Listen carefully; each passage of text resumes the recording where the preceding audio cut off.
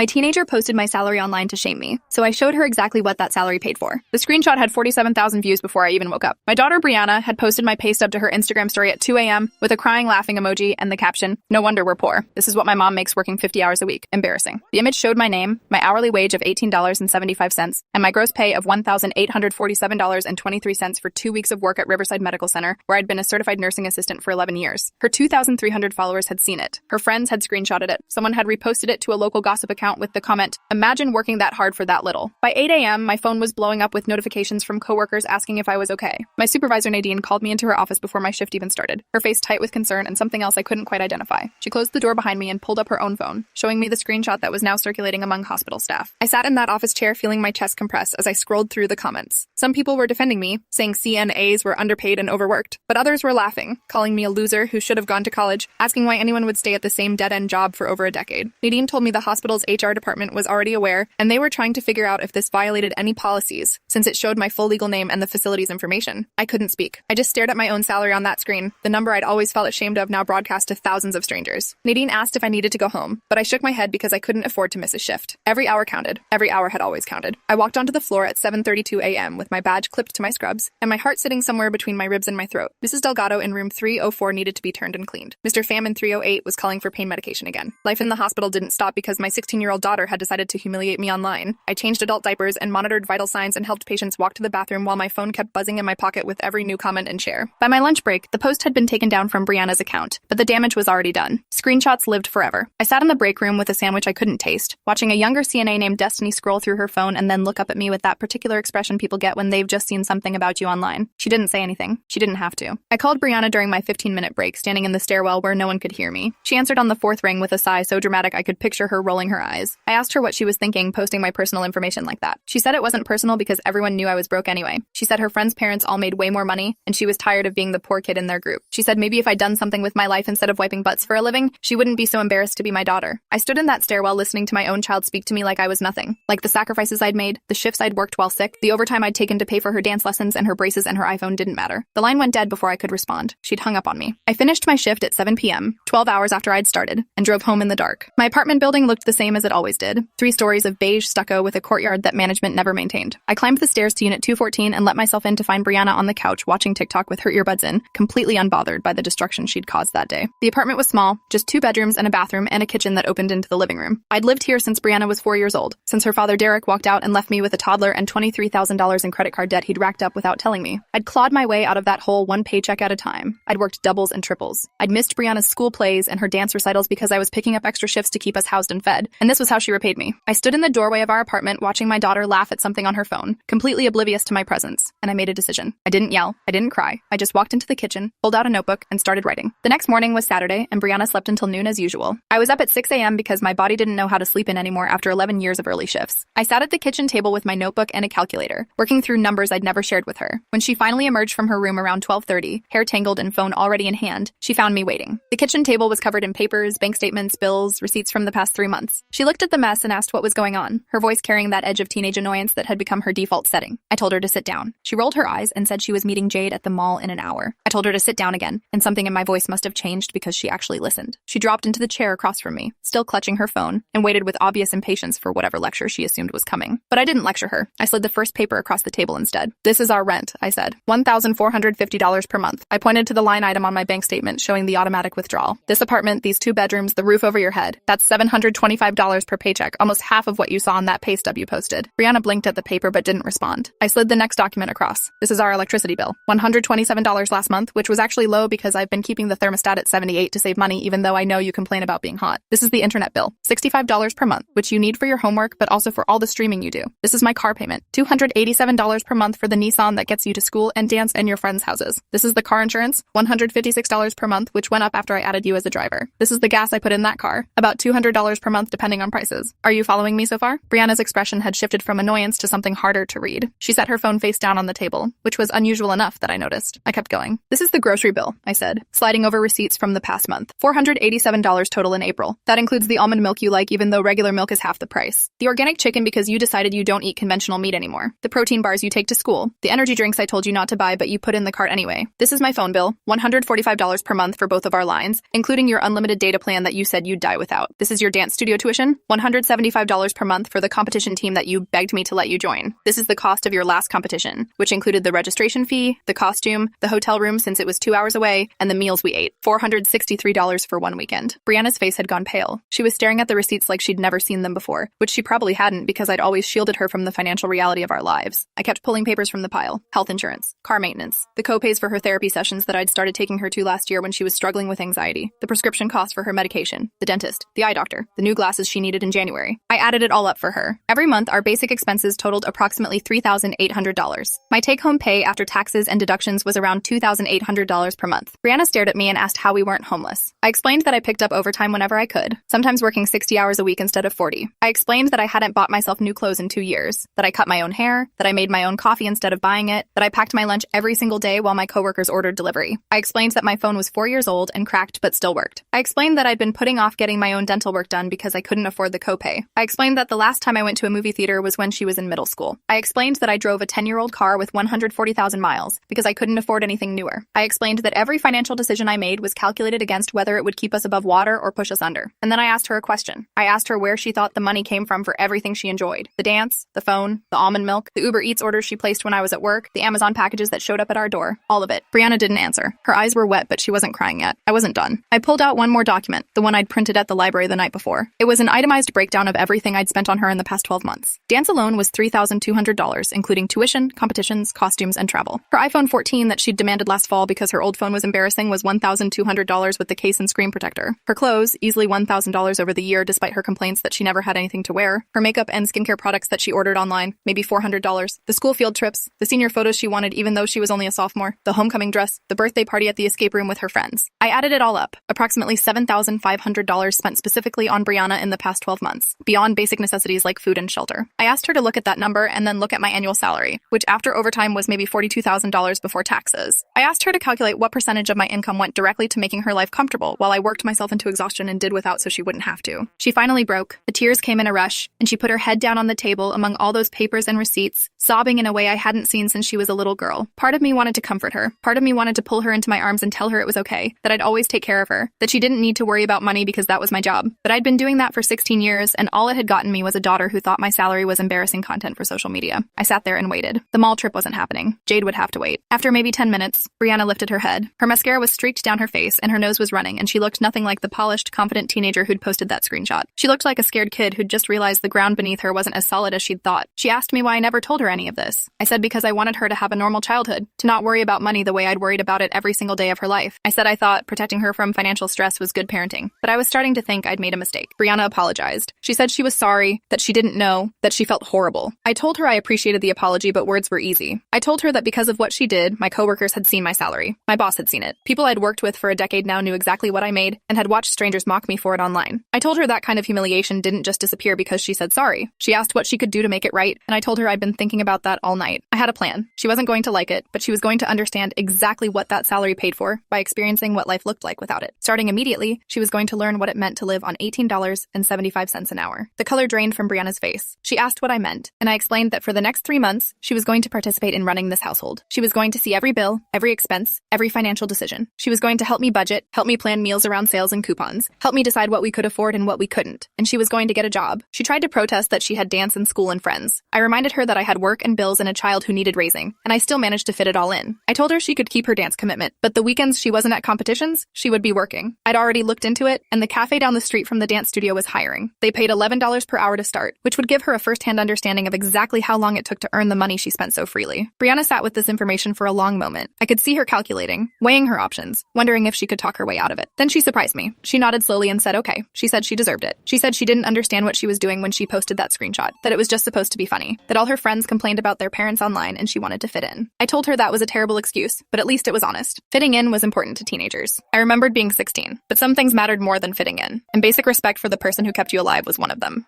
That afternoon, we walked together to the cafe where I helped her fill out an application. The manager, a tired-looking woman named Sandra, asked Brianna about her availability and her experience. Brianna admitted she had none, that this was her first job, and I watched her squirm with discomfort at having to ask a stranger to give her a chance. Sandra looked at me, then at Brianna, and said she could start next weekend. $11 an hour, weekends only to start, 3-hour shifts. Brianna would make maybe $66 per week before taxes. I wanted her to understand how small that number was compared to everything she consumed. On the walk home, Brianna was quiet. She kept checking her phone, but the frantic frantic scrolling I was used to seeing wasn't there. She was just staring at the screen, maybe reading the leftover comments from her post that still existed, even though the original was gone. When we got back to the apartment, she went straight to her room and closed the door. I heard her crying again through the wall, and I let her. Some lessons required tears. The first week was brutal for both of us. I made Brianna sit with me while I paid bills online, showing her exactly how I prioritized expenses. Rent first, always, because without a home, nothing else mattered. Then utilities, then car payment, then insurance. Food and gas were flexible because I could adjust them based on what was left over. She watched the numbers in our checking account drop as each payment processed, and by the time we reached the end of the list, there was $127 remaining until my next paycheck in 5 days. She asked what happened if something unexpected came up, like the car breaking down or one of us getting sick. I showed her the emergency fund I'd been building for years, $800 total saved up in a separate account that I touched only for true emergencies. She looked at that number and her face crumpled again. Her iPhone cost more than my entire safety net. I let her sit with that realization because it was important. Most people didn't have a cushion to fall back on. Most people were one disaster away from losing everything. Brianna's first shift at the cafe was the following Saturday. She came home after 3 hours with sore feet and a headache and $33 before taxes. She'd made lattes and cleaned tables and smiled at customers who were sometimes rude to her because service workers were invisible to certain kinds of people. She dropped onto the couch still wearing her apron, and I asked her how it went. She said it was hard. She said she'd never realized how demanding customers could be, how much energy it took to stay pleasant when someone was complaining that their coffee wasn't hot enough or their muffin was the wrong size. She said one woman had left a mess at her table and zero tip, and Brianna had to clean it up while the woman laughed with her friends on the way out. I told her welcome to my world, times 100, because at least the cafe customers could walk and talk and feed themselves. The patients I cared for were often confused, sometimes combative, frequently in pain. I'd been hit, kicked, scratched, and screamed at. I'd held the hands of people taking their last breaths while their families wept in the hallway, and I did it all for $18.75 an hour. Brianna looked at me differently after that first shift. Something had shifted behind her eyes. 2 weeks into the experiment, Brianna asked if she could invite Jade over. I said yes, but I warned her that things would be different than usual. We weren't ordering pizza or doing Uber Eats. If she wanted to feed her friend, she could help me make dinner from what we had in the kitchen. Brianna agreed, which surprised me, and she actually seemed nervous about it. Jade arrived around 5 p.m., a pretty girl with expensive highlights and designer jeans, and the kind of effortless confidence that came from never worrying about money. She looked around our apartment with an expression I couldn't quite read, taking in the secondhand furniture and the small TV and the kitchen where nothing matched. Brianna gave her a quick tour that lasted about 30 seconds because there wasn't much to tour. Then they came back to the kitchen where I was teaching Brianna how to stretch a pound of ground beef into a meal that would feed 4 people by adding rice and beans and vegetables from the freezer. Jade watched us cook with obvious confusion. She asked why we didn't just order something, and Brianna explained that they were saving money. When she realized it wasn't, she got quiet.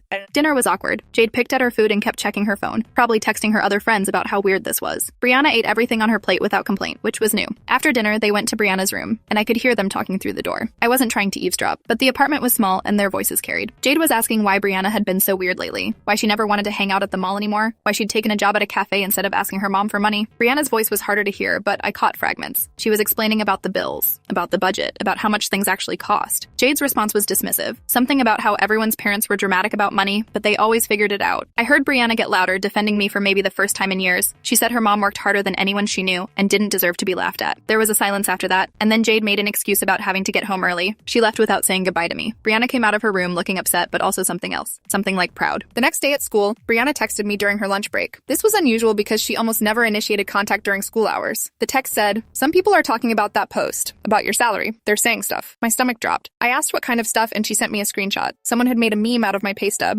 adding the caption POV, "Your mom peaked as a butt wiper." The comment section was full of laughing emojis and people tagging their friends. I sat in the break room at the hospital looking at that image of my own financial information turned into a joke, and I felt something crack in my chest. Not break, crack. Like a window with a rock through it, damage spreading in all directions. Nadine found me there 10 minutes later, still staring at my phone. She asked if I needed to talk to HR again, if there was anything the hospital could do. I shook my head because there was nothing anyone could do. Once something was on the internet, it existed forever. I would always be the CNA with the embarrassing salary to anyone who'd seen that post. But Brianna did something unexpected. She sent me another text that afternoon. I handled it. I didn't know what that meant until I got home and she showed me her phone. She'd posted her own video response to the meme, standing in her room with no makeup and messy hair, looking directly into the camera. In the video, she explained that she was the one who'd originally posted that pay stub, and it was the worst thing she'd ever done. She talked about what she'd learned over the past 2 weeks about her mom's actual financial reality. She talked about how CNAs were essential workers who kept hospitals running while being chronically underpaid. She talked about the patients her mom cared for, the shifts she worked, the sacrifices she made. She said her mom wasn't embarrassing. She said her mom was a hero. And she apologized publicly, not just to me, but to every service worker who'd ever been mocked for their income. The video had 12,000 views already. The comments were different this time. People sharing their own stories of underpaid work. People defending CNAs and nurses and caregivers. People calling Brianna brave for admitting she was wrong. It wasn't a solution. It didn't erase what had happened, but it was something. Week 4 brought a new challenge. Brianna got her first paycheck from the cafe, $89.47 after taxes for 12 hours of work across 4 shifts. She held that slip of paper and stared at it like she couldn't believe the number was real. She'd imagined working meant instant money, easy money, a simple exchange of time for cash. The reality was devastating. She'd spent more than that on a single makeup palette. that she bought last month. She'd spent more than that on the Uber Eats order she placed the week before the salary post, when she got Thai food delivered because she didn't feel like heating up leftovers. I let her sit with those comparisons before asking what she wanted to do with the money. She thought about it for a long time. Then she said she wanted to put half in savings and use the other half to help with groceries. I almost cried. I didn't, because I'd been practicing not crying for 16 years, but my eyes got wet enough that Brianna noticed. She hugged me, something she almost never did anymore, and said she was so sorry, that she had no idea, that she wished she'd understood sooner. I hugged her back and felt something that had been tight in my chest for years start to loosen just a little. But the financial education wasn't the only consequence of her post. The viral nature of the original screenshot had reached people I'd hoped would never see it. Derek, Brianna's father, texted me for the first time in 3 years. He said he'd heard about the situation and wanted to help. I laughed out loud at my phone. Derek, who'd left when Brianna was 4. Derek, who paid child support sporadically when he felt like it, who owed me over $15,000 in back payments the court never enforced. Derek, who'd remarried a woman with money and now lived in a house with a pool while his daughter and I scraped by in a 2-bedroom apartment. He wanted to help now that our struggle had become public entertainment. I told him where he could put his help, using words I rarely used, and blocked his number. Brianna saw my reaction and asked what was wrong. I showed her the text. Her face went through a complicated series of expressions, anger and hurt, and something that looked like longing. She missed her dad, even though he'd abandoned her. Kids always did. I told her he wasn't worth missing, but I knew that didn't help. The school situation escalated the following week. Brianna came home with a notice that she'd been called to the counselor's office. Apparently, some parents had complained that the original salary post was cyberbullying, and the school wanted to investigate. I went with her to the meeting, sitting in a small office across from a counselor named Mr. Okafor, who looked uncomfortable with the whole situation. He explained that while the post had been directed at me and not another student, several parents felt it created a hostile environment by mocking someone's income level. They wanted Brianna to face disciplinary action. I asked what kind of action. He said they were considering a 3-day suspension. My blood went cold. A suspension would go on Brianna's record. It could affect her college applications. It would punish her for something she'd already apologized for publicly, something she was actively trying to make right. I looked at Mr. Okafor and asked if the parents complaining were the same ones whose kids had reposted the meme, who had laughed at it, who had made additional jokes at my expense. He shifted in his chair and admitted that the situation was complicated. I made a decision in that moment. I asked Mr. Okafor for a day to prepare a response before any disciplinary action was taken. He agreed, looking relieved to delay the conversation. That night, I sat down and wrote a letter to the school board. In it, I detailed everything that had happened since the original post. I described the immediate humiliation. I described my workplace finding out. I described the meme that followed. But I also described what Brianna had done since then. Her apology video, her job at the cafe, the financial education she was undergoing, the genuine remorse she'd demonstrated. I argued that suspending her now would punish growth and accountability, the exact things we should be encouraging in teenagers. I sent the letter to the principal, the counselor, and every school board member whose email I could find. Then I waited. 3 days later, Mr. Okafor called to say the investigation had been closed. No suspension, no disciplinary action. The parents who'd complained had been informed that Brianna had already taken responsibility and was actively making amends. One of them had even reached out to me directly, apologizing for jumping to judgment and saying her own daughter had shared the meme and should have faced consequences too. Small victories. I was learning to appreciate them. Month 2 brought unexpected complications. Brianna had been working every weekend at the cafe, getting better at making drinks, earning tips for the first time, learning to handle difficult customers without losing her composure. But then, dance competition season arrived, and everything collided. There was a regional competition 4 hours away that required hotel accommodations and travel expenses. The total cost, $387 for registration, costumes, and lodging. Brianna hadn't asked me for anything since the salary post. She'd been using her cafe money to buy her own small luxuries instead of expecting me to provide them. But this was different. This was her passion, the one extracurricular she'd begged to do since she was 8 years old. She came to me with the competition information, not demanding but asking, her voice small. She said she understood if we couldn't afford it. She said she could skip this one if necessary. She said she knew now what that money represented, how many hours of work it translated to, what sacrifices I'd have to make to come up with it. I looked at the forms in her hands and thought about everything she'd learned over the past weeks. The financial lessons had sunk in. She genuinely understood now. I told her we'd figure it out together. We sat down with the budget and looked for places to cut. She suggested canceling the streaming service she used the most. That saved $15. She suggested buying generic brands instead of name brands for the next month. That could save another $30 to $40. She suggested I could take her uniform to the cafe and pick up an extra shift or 2 over the next few weeks. I pointed out that extra shifts meant less time together, more exhaustion for her, more stress for both of us. She said she wanted to earn part of the money herself. She wanted to pay for her own registration with her cafe earnings, even if it took her entire savings. Watching her do the math, figure out she'd need 5 more shifts to cover the registration alone, I felt proud in a way I hadn't felt in a long time. This was what I'd wanted her to understand. Not that money grew on trees, but that it grew from labor, from sacrifice, from choices made every single day.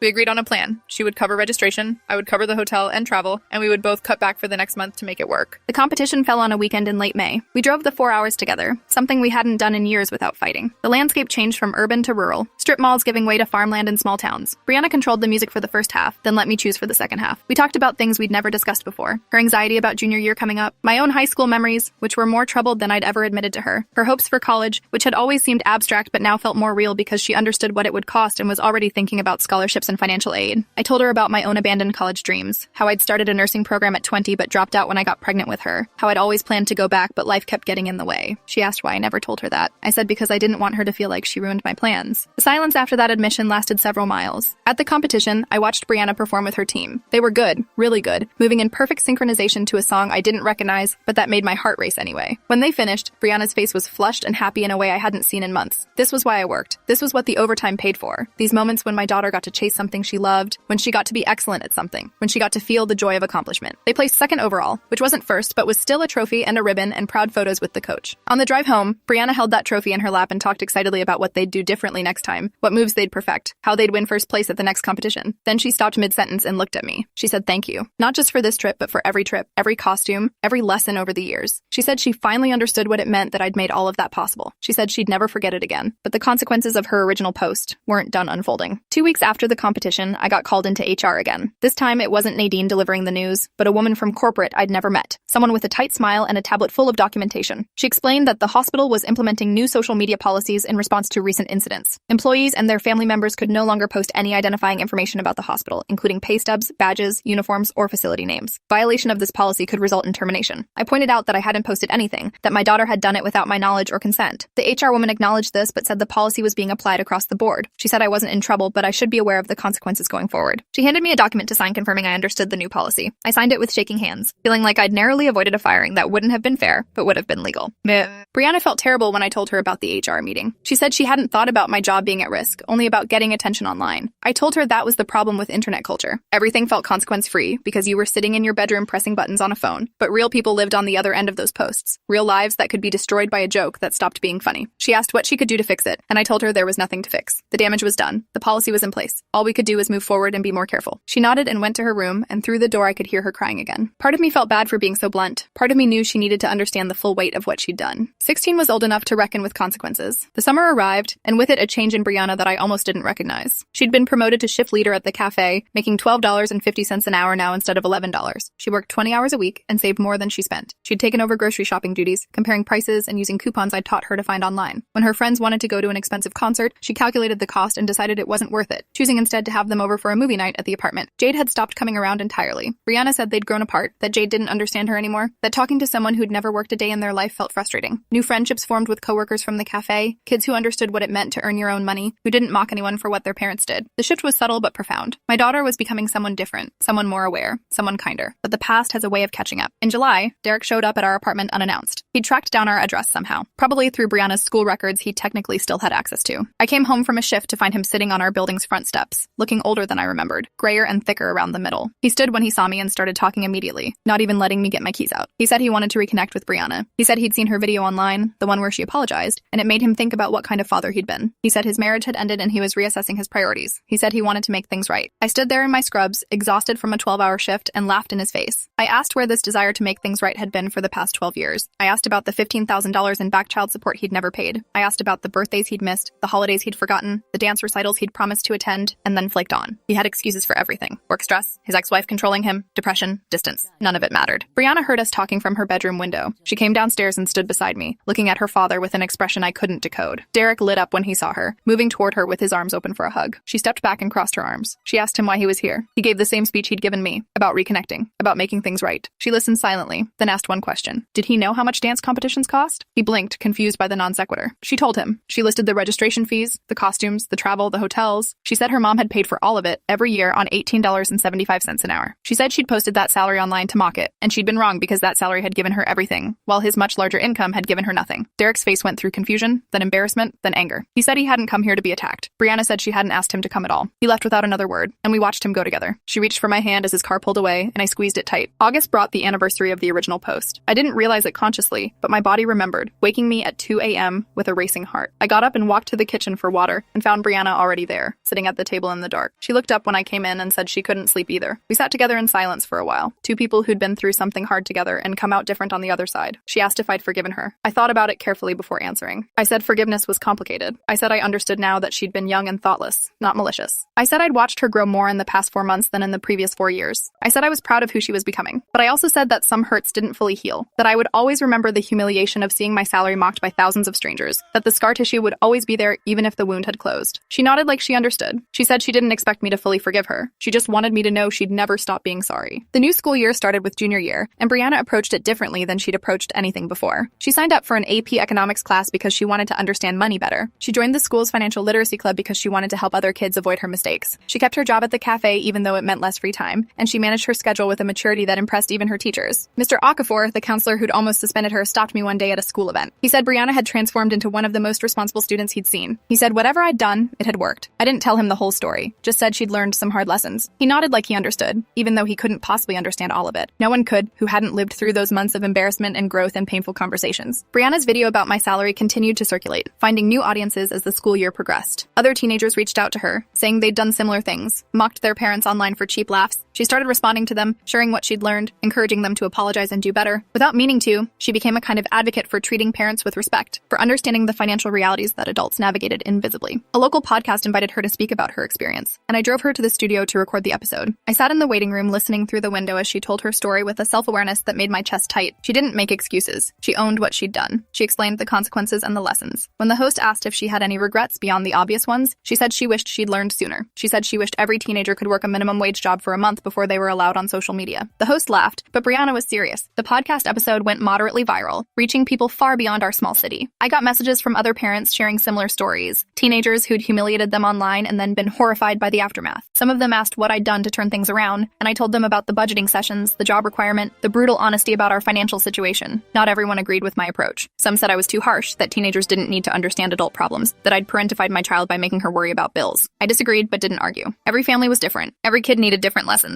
Brianna had needed to see the reality of our lives to understand her role in them. That might not be true for every teenager, but it had been true for her. The proof was in how much she'd changed. The holidays that year felt different from any I remembered. Brianna insisted on helping with Thanksgiving dinner, researching recipes that used affordable ingredients, planning a menu that would stretch across multiple meals. She invited her cafe friends over since many of them didn't have big family gatherings to attend. The apartment was full in a way it hadn't been in years. Young people laughing and eating and playing card games in the living room. I watched from the kitchen doorway, this life I'd built on $18.75 an hour, and felt something close to peace. The money would never be enough. The struggle would never fully end, but we had what mattered. Each other, community, a shared understanding of what it took to survive. Brianna caught me watching and smiled in a way that reached her eyes. She came over and hugged me in front of everyone, whispering that she loved me. I whispered it back, holding her tight against the world. Winter brought college preparation and the inevitable conversations about cost. Brianna had realistic expectations now, knowing exactly what I could contribute and what she'd need to cover through loans, scholarships, and work study. We researched schools together, ruling out the expensive private universities she'd once dreamed about, focusing instead on state schools with strong programs and reasonable tuition. She applied for every scholarship she could find, writing essays about financial literacy, about learning from mistakes, about understanding the value of labor. Her grades were strong. Her extracurriculars were solid. Her story, painful as it was, had become a strength. She turned 16 years of ignorance and 4 months of brutal awakening into compelling personal statements that admissions officers couldn't ignore. The acceptance letters came in March. 4 schools wanted her. 2 offered partial scholarships. 1, a state university with a good business program, offered enough aid that she could graduate with minimal debt if she worked part-time and lived frugally. We cried together when we read that letter, sitting at the same kitchen table where I'd first shown her the reality of our finances. She kept touching the paper like she couldn't believe it was real, this future that had opened up because she'd learned to see beyond herself. I thought about all the hours I'd worked, all the meals I'd skipped, all the new clothes I hadn't bought. It added up to this moment, this letter, this daughter who would go further than I ever had. The salary she'd mocked had built a foundation for her to stand on. 6 months after the original post that destroyed and then rebuilt our relationship, Brianna gave a speech at her school's financial literacy fair. I sat in the audience with other parents, many of whom I recognized from the PTA meetings I'd attended for years. Some of them had seen the original salary post. Some had probably laughed at it. Now they were watching my daughter explain the difference between needs and wants, between gross and net income, between building credit and destroying it. She used our story as a case study, anonymizing details but making the lessons clear. Teenagers needed to understand that their parents' labor translated directly into their comfort. Mockery had real consequences. Gratitude wasn't optional. When she finished, the applause was genuine. Parents came up to me afterwards saying they wished their kids had half the maturity Brianna had developed. I wanted to tell them that maturity came from pain, from mistakes, from hitting bottom and choosing to climb back up, but I just smiled and said thank you. The day before Brianna left for college, we sat together in the living room of our small apartment. She'd packed everything she owned into boxes that waited by the door. The Nissan was loaded with her bedding and clothes, and the mini fridge we'd bought at a thrift store. We weren't fighting, we weren't crying, we were just sitting, mother and daughter, in the home where she'd grown up despite everything working against us. She asked if I remembered what I'd said that first day,